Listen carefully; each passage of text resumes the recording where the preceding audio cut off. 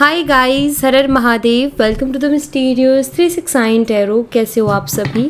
उम्मीद है आप सभी बहुत अच्छे होंगे और अपनी लाइफ में आगे बढ़ रहे होंगे। सो गाइस, हम देखने वाले हैं आपके पार्टनर की करंट एनर्जीज, उनके फीलिंग इमोशंस आपके लिए क्या हैं। जेंडर का कोई इशू नहीं है, मेल फीमेल सभी रीडिंग को देख सकते हैं। सो लेट्स सी क्या आता है रीडिंग में।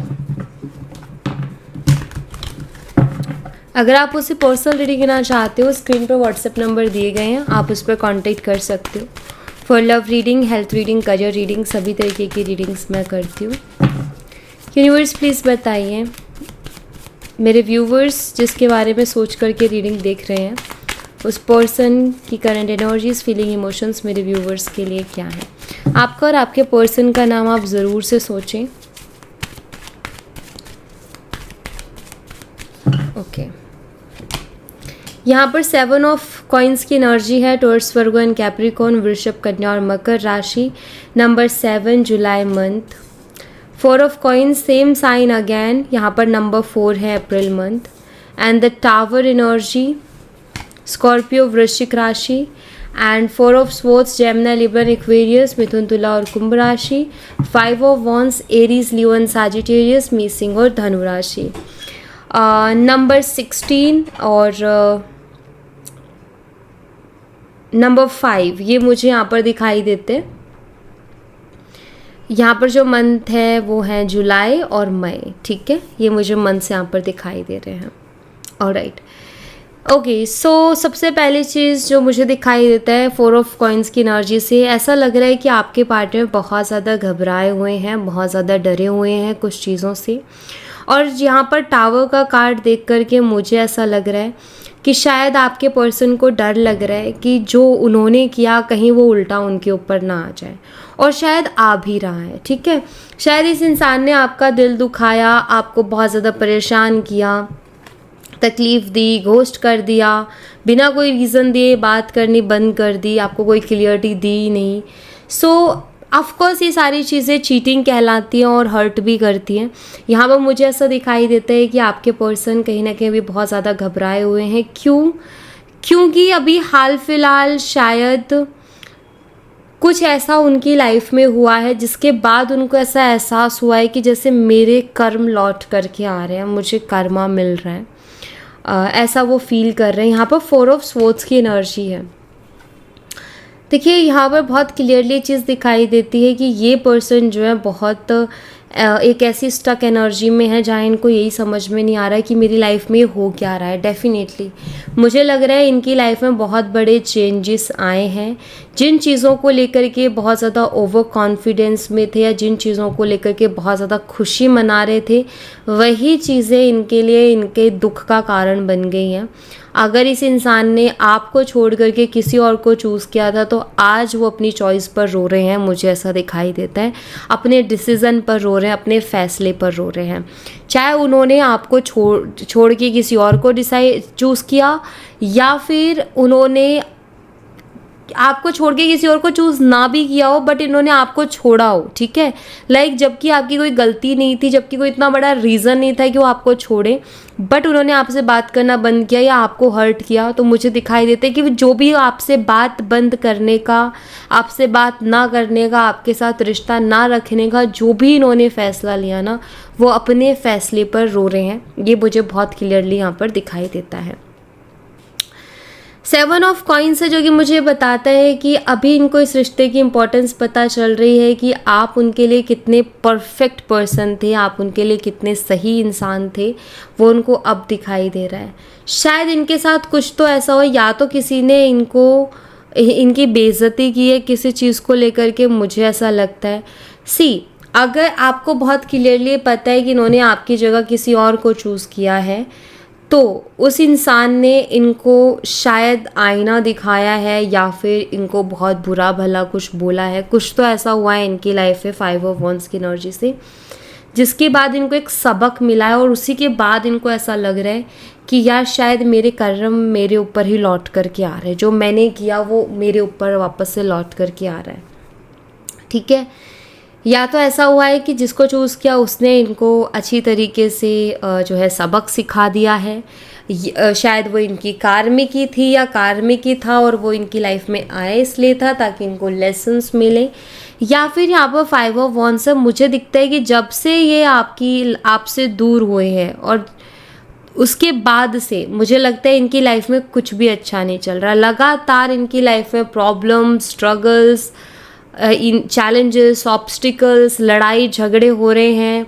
बहुत ज़्यादा चीज़ें इनकी लाइफ में हिल गई हैं। मतलब आप शायद उनके लिए लक थे उनका, आई फील, और उनको अब समझ में आ रहा है कि आप जब से गए हो तब से उनकी लाइफ में कुछ भी अच्छा नहीं हो रहा।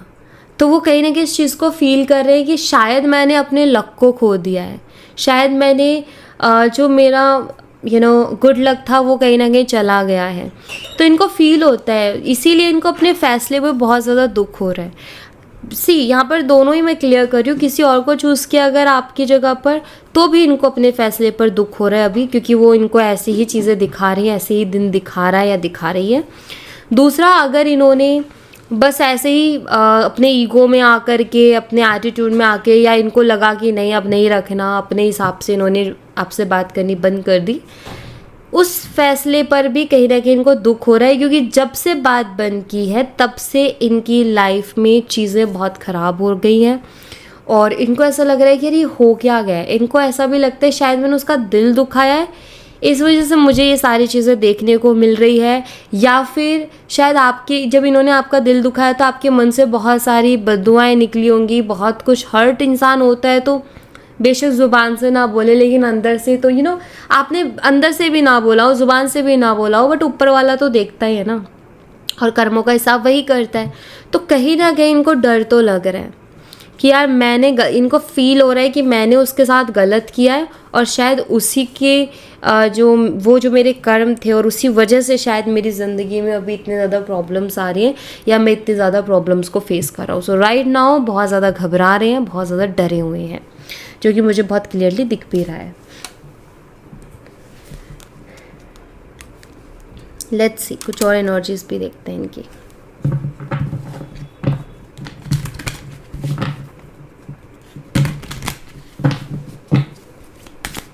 यूनिवर्स प्लीज़ बताइए और क्या एनर्जीज है इस पर्सन की मेरे व्यूवर्स के लिए।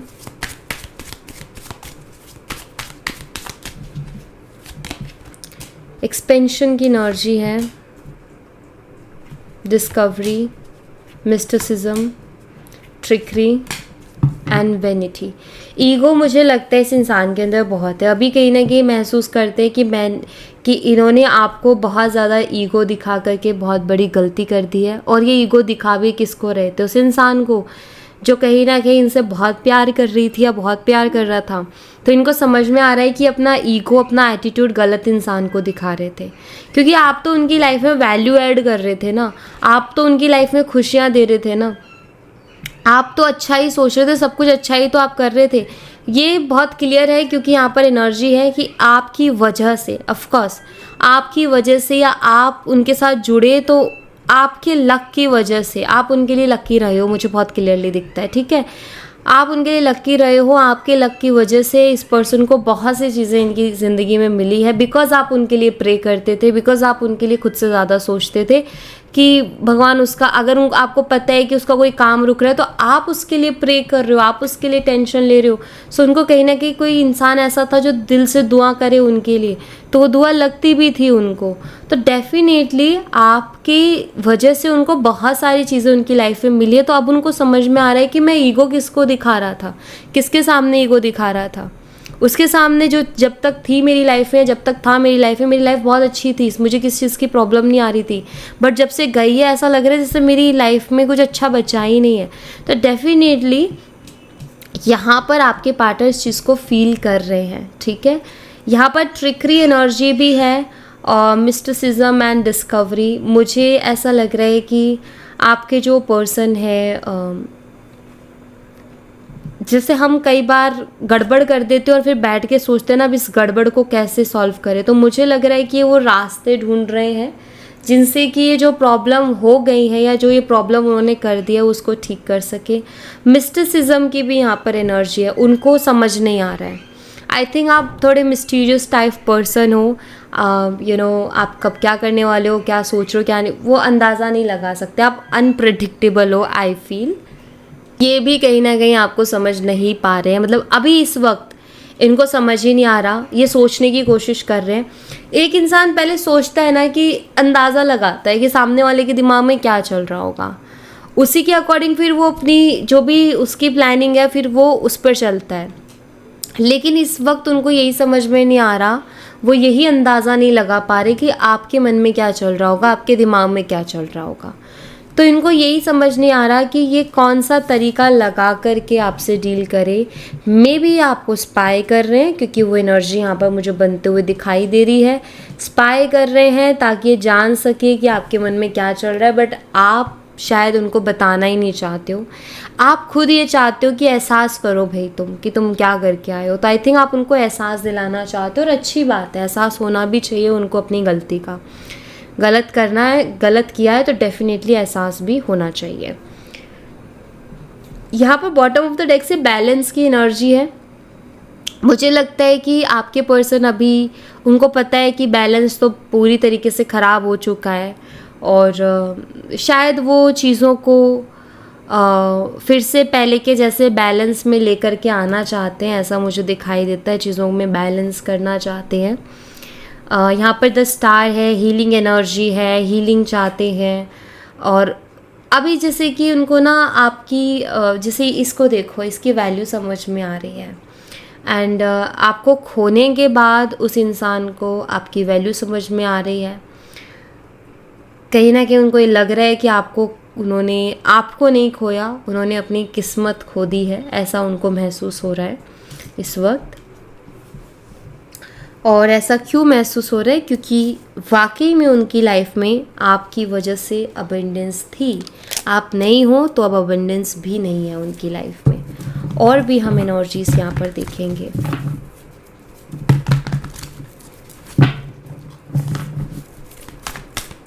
शायद इस इंसान ने आपसे बहुत सारे वादे किए थे, बहुत सारे प्रॉमिसेस किए थे, और उन प्रॉमिसेस को भी इस इंसान ने तोड़े हैं। तो ऑफ कोर्स हमें कोई प्रॉमिस करे तो हम बिलीव करते हैं उसके ऊपर, और जब किसी का प्रॉमिस टूटता है ना, मतलब किसी का जब विश्वास टूटता है कि उस इंसान ने कितनी बड़ी बड़ी बातें बोली थी, कितने प्रॉमिसेस किए थे, तो जब वो चीज़ दिखती है ना कि यार ये तो उसका सब झूठ था, या उसने एक भी प्रॉमिस पूरा नहीं किया, बहुत दिल दुखता है। और शायद आप उस चीज़ को एक्सपीरियंस कर रहे हो या कर चुके हो, ये मुझे यहाँ पर बहुत क्लियरली दिखाई देता है। या उनकी हालत अभी ऐसी है कि ना घर का ना घाट का जैसी। डिवाइन टाइमिंग है यहाँ पर, न्यू लव की एनर्जी है, ट्रैवलिंग एंड डेटिंग है, किड्स की एनर्जी है, एंड स्टेबिलिटी है। हो सकता है आप दोनों मैरिड हो, आप लोगों के किड्स भी है, आप लोगों के बच्चे हैं, ऐसा दिखाई देता है। और इस इंसान ने जो है ऐसे टाइम पर आपका साथ छोड़ा, मे बी जहाँ वो समझ ही नहीं रहे हैं कि मेरी फैमिली है प्रॉपर, वो सारी डिस्टर्ब हो जाएगी। यहाँ पर डिवाइन टाइमिंग का कार्ड है, जो कि मुझे ये बताता है कि इस रिश्ते में डिवाइन टाइमिंग बहुत ज़्यादा रोल प्ले करेगी। ठीक है, जो लोग ये चाहते हैं कि ये जो पर्सन है जिनके लिए आप रीडिंग देख रहे हो, उनसे ही आपका कांटेक्ट हो जाए, तो बिल्कुल उसके चांसेस हैं। और यहाँ पर स्टेबिलिटी भी दिखाई देती है, चांसेस हैं डेफिनेटली। डिवाइन टाइमिंग यानी अपने टाइम पे, परफेक्ट टाइम पर चीज़ें होंगी, ठीक है, आपके लिए।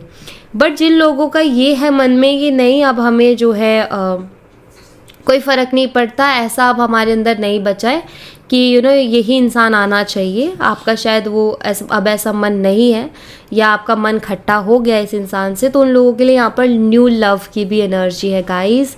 आपकी ज़िंदगी में बहुत जल्दी कोई नया प्यार आने वाला है, न्यू लव आने वाला है, जिसके लिए आप ये रीडिंग देख रहे हो। अगर आपकी इच्छा आपकी अगर इच्छा यही कि मुझे यही पर्सन चाहिए लेकिन बदलाव के साथ चाहिए, पहले जैसा नहीं, तो डेफिनेटली ये मिलेंगे। कुछ लोगों के लिए मुझे न्यू लव आते हुए भी दिख रहा है। ठीक है, ट्रैवलिंग एंड डेटिंग की एनर्जी है। मुझे ऐसा दिखाई देता है कि ये पर्सन जो है आपसे मिलने की कोशिश करेंगे, आपसे बोलेंगे कि मुझसे मिल लो, हम मिलते हैं कहीं। तो ये कोशिश करते हो मुझे दिखाई दे रहे, ये पर्सन करेंगे कोशिश इन फ्यूचर, यही पर्सन, ठीक है। लाइक कोई न्यू पर्सन की वो तो आएगा, वो मैंने मैसेज दे दिया जिसकी लाइफ में आना होगा, लेकिन ये पर्सन जिसके लिए हम रीडिंग कर रहे हैं उसकी मैं बात कर रही हूँ। ये पर्सन आपसे मिलने की कोशिश करेंगे या आपको बोलेंगे मिलने के लिए कि यार एक बार मिल लेते हैं हम, क्योंकि ये इसलिए बोलेंगे क्योंकि इनका ऐसा है कि मिल के शायद ये जितना अच्छे से आपको मना सकते हैं उतना कॉल या मैसेज में नहीं मना पाएंगे। दैट्स वाई ये आपसे मिलने की कोशिश करेंगे। यहाँ पर किड्स की भी एनर्जी है और यहाँ पर स्टेबिलिटी है। जो मैरिड लोग हैं, ठीक है, मतलब अगर आप अपने हस्बैंड या वाइफ के लिए रीडिंग देख रहे हो तो आपके रिश्ते में मुझे स्टेबिलिटी आते हुए दिखाई दे रही है, ठीक है। हो सकता है कि आप लोगों के रिश्ते में इन फ्यूचर स्टेबिलिटी आए। ओके, ये पर्सन खुद एक्शन लेंगे, ये मुझे दिखाई दे रहा है। अगर आप फीमेल हो और बहुत टाइम से आप अपने मायके में हो और ये पर्सन आपको लेने के लिए आ ही नहीं रहे, तो यहाँ पर ट्रैवलिंग की एनर्जी है। आई फील ये पर्सन आपको लेने के लिए आएंगे, ये भी यहाँ पर मुझे दिखाई दे रहा है। और इस रिश्ते में स्टेबिलिटी भी आएगी, तो ऐसी एनर्जीज हैं। सो डोंट वरी गाइस, कुछ चीज़ें अच्छे के लिए होती हैं। थोड़ी और एनर्जीज देखेंगे, यहाँ से कुछ और मैसेजेस देखेंगे। सो ये तो आपको मैसेज मिल गया है कि आगे आने वाले समय में यही इंसान जो आपको छोड़ के गए थे वो आपसे मिलने की इच्छा रखेंगे। सो वक्त ऐसे ही बदलता है और वक्त सबका आता है और इस बार आपका वक्त आएगा। यूनिवर्स और क्या एनर्जी से इस पर्सन की प्लीज़ बताइए। क्लैरिफिकेशन है, मिसट्रस्ट है, इम्पेशंस की एनर्जी दिखाई देती है, नेसेसिटी, ये एनर्जीज पहले भी आई हैं दिखता है मुझे, और इमेजिनेशन भी है। पॉजिटिवनेस बढ़ती जा रही है आपके पर्सन की, पता नहीं क्यों, लेकिन वो बहुत पॉजिटिव से होते जा रहे हैं आपको लेकर के, ठीक है। बेशक बात नहीं हो रही, बेशक ये छोड़ के गए, लेकिन अब वो जो बेचैनी है, इम्पेशंस एनर्जी दिखाई दे रही है मुझे इस पर्सन की, बेचैनी सी दिखाई दे रही है इस पर्सन के अंदर आपके लिए, ठीक है। और इमेजिनेशन, बहुत ज़्यादा इमेजिनेशन इनकी चल रही है, बस आप ही के बारे में सोचे, मतलब जो भी दिमाग में आ रहा है वो ये इमेजिन कर रहे हैं। सो इमेजिनेशन में है, मुझे लगता है कि ये रोमांटिक इमेजिनेशन ज़्यादा कर रहे हैं आपके साथ। क्लैरिफिकेशन, ये कहीं ना कहीं आपको क्लैरिफिकेशन देना चाहते हैं क्योंकि इनको भी पता है कि अब आप उनके ऊपर इतना ट्रस्ट नहीं करते हो, आपके मन में डाउट्स आ गए हैं, और वो डाउट क्रिएट करने वाला कोई और नहीं, ये खुद हैं। तो इनको पता है कि मुझे जाके क्लैरिफाई भी मुझे ही करना पड़ेगा। तो ये पर्सन आपको क्लैरिफाई करने के बारे में सोच रहे हैं, अपनी तरफ से सफाई पेश करने के बारे में सोच रहे हैं, बहुत ज़्यादा परेशान हो रहे हैं और सिर्फ आप ही के बारे में सोचे जा रहे हैं। 24/7 आप ही के बारे में सोचे जा रहे हैं। नेसेसिटी की एनर्जी यहाँ पर मुझे बताती है कि पर्सन अब आपके बिना रह नहीं पा रहे हैं, ठीक है। इनको ऐसा फील हो रहा है और ये आ रही है 2-3 दिन से एनर्जी मैं देख रही हूँ, जहाँ ये एनर्जी आती है कि इंसान आपके बिना नहीं रह पा रहे हैं, मतलब उनको ऐसा फील हो रहा है कि मैं उसके बिना नहीं रह पा रहा हूँ, ठीक है। और ये कलेक्टिवली रीडिंग है, मतलब कलेक्टिवली एनर्जी है, मुझे ऐसा दिखाई देता है। लाइक सिचुएशन चाहे कैसी भी रही हो, लेकिन ये एनर्जी है ही है, क्योंकि ये अगेन एंड अगेन आ रही है कि ये इंसान रह तो नहीं पा रहे हैं आपके बिना, ठीक है। ये बहुत क्लियरली मुझे यहाँ पर दिखाई दे रहा है। सो इस वक्त बहुत ज़्यादा बेचैनी से ये पर्सन गुजर रहे हैं, यहाँ पर क्राइंग एंड डिप्रेशन वाली एनर्जी है। तो ये डिप्रेसिव सा फील कर रहे हैं, अपने फैसले पर रो रहे हैं, अपने डिसीज़न को लेकर के बहुत परेशान है, रीच आउट करने के बारे में सोच रहे हैं, आपको बहुत क्लियरली दिख रहा है। और पॉजिटिवनेस जो थी वो मैंने आपको बताया ही यहाँ पर कि ये पर्सन जो है बहुत ज़्यादा पॉजिटिव भी हो रहे हैं आपको लेकर के। सो इंसान को हमेशा हर चीज़ की कदर करनी चाहिए जो कि इन्होंने पहले नहीं की, लेकिन अब वक्त इनसे करवा देगा वो कदर, कोई नहीं की, अब करवा देगा।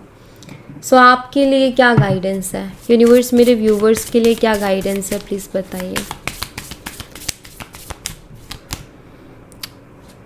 ऑब्सेशन है यहाँ पर सबसे पहले तो, soul connection and search source.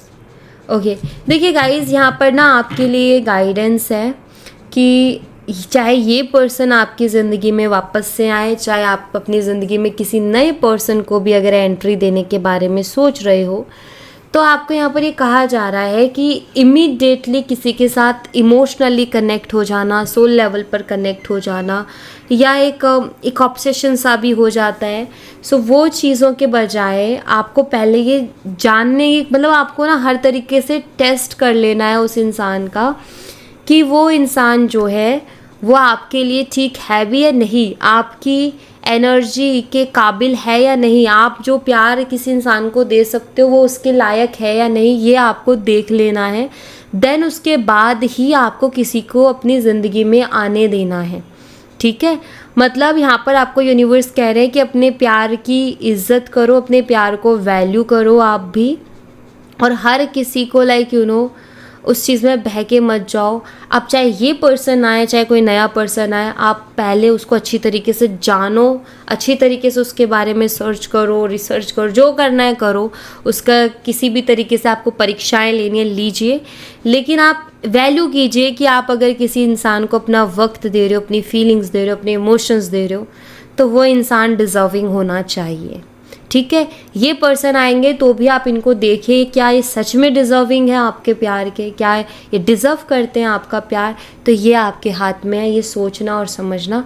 तो इस पर आप ज़रूर से ध्यान दीजिए, अपने प्यार को वैल्यू कीजिए, क्योंकि मुझे यहाँ पर दिखाई देता है आप जब चाहते हो किसी को तो पूरे दिल से चाहते हो, एंड आप उसमें कोई भी छल कपट नहीं रखते हो।